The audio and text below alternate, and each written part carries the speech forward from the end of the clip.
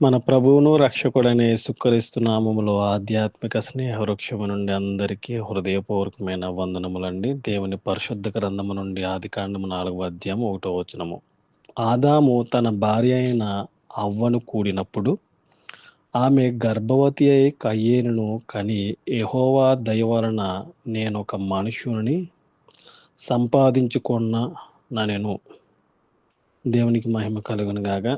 నా ప్రియమైన సహోదరులారా, ఎంతో చక్కటి సృష్టి ప్రారంభపు దశ నుండి ఈ యొక్క 4వ అధ్యాయంలో మరి కయ్యేను, హేబెలు గురించి ఇక్కడ ఆదాము గారు మరి భార్య అయినటువంటి అవ్వగారిని మరి కలుసుకున్నప్పుడు కూడినప్పుడు వారికి కయ్యేను దేవుడు అనుగ్రహించాడు. కయ్యేను గారిని ఒక మనుష్యుని సంపాదించుకొనెను.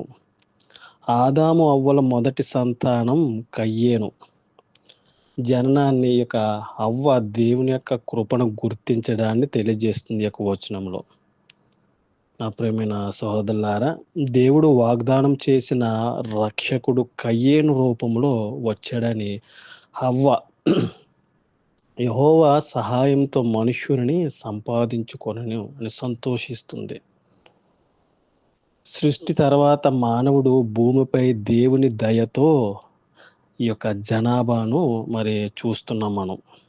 ప్రారంభము అనగా మొదలు పెట్టడం అనేది మనం ఈ యొక్క అధ్యాయంలోంచి మనం చూస్తున్నాం. నా ప్రియమైన సహోదరులారా, సంతాన ప్రాప్తి అని కూడా మనం అనవచ్చు. ఆదాము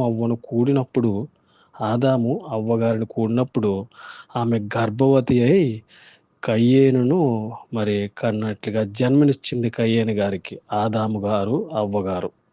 ఇక్కడ మరి యొక్క యెహోవా దయ వలన నేను మనుష్యుని సంపాదించుకొని ఉన్నాను అని హవ్వ అనడంతో దేవుని యొక్క వాగ్దానం పట్ల ఆమెకు ఉన్న విశ్వాసాన్ని, ఆశను తెలియపరుస్తుంది దీంట్లో.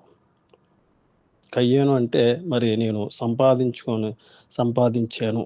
తల్లి చూడండి, చక్కగా నవమాసాలు మోసి మరి ఆ యొక్క నిండు నవమాసాలు మోసి కనినటువంటి బిడ్డని ఇది నా బిడ్డ అని ఎంత చక్కగా చెప్తుందో మరి ఇక్కడ మరి అవ్వగారు కూడా నేను ఒక దేవుని ద్వారా ఒక కయ్యేను గారిని అంటే సంతానం పొందుకున్నాను ఎంతో విశ్వాసంతో మరి ఇక్కడ అర్థమవుతుంది. ఆదాము అవ్వలు దేవుడు తమకు ఇచ్చిన ఆశీర్వాదంగా కయ్యేనును మరి స్వీకరించడం అనేది జరిగింది. ఇక్కడ అవ్వ మానవ చరిత్రలో మొదటిసారి గర్భవతి అయినటువంటి బిడ్డను కనిన తల్లి. మరి ఇవి ఇక్కడ మనకు కనబడుతుంది. ఇక్కడ చరిత్రలో మొట్టమొదటిగా అవ్వగారు మరి గర్భము దాల్చి చక్కగా కయ్యేనును కన్నది ఆవిడ. దేవుని యొక్క ప్రణాళిక ఇది. కయ్యేను వాగ్దానం చేయబడిన సంతానం. రక్షకుడు రక్షకుడు కాకపోయినప్పటికీ దేవుని యొక్క దయతో భూమిపై వంశోద్ధారణ జరిగిందని ఈ యొక్క వచనం ద్వారా మనం చూసుకున్నట్లయితే మనం తెలుస్తుంది. నా ప్రియమైన వాళ్ళారా, ఆశీర్వదించబడ్డారు దేవుని ద్వారా. మరి యొక్క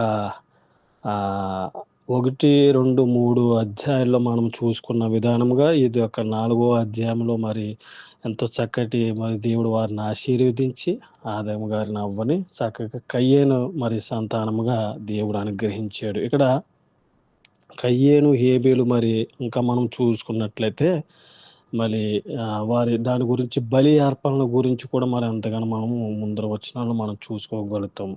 కయ్యేను వంశావళి ఎంతో చక్కటి వివరణాత్మకమైనటువంటి యొక్క వచనాల్లో మనము మరి దేవుడు ఎంతో చక్కగా మరి ఏదైనా వనం నుంచి ఆదాము గారిని, అవ్వగారిని మరి సిద్ధం చేయడం అనేది మనం చూసాము ముందు వచనాల్లో.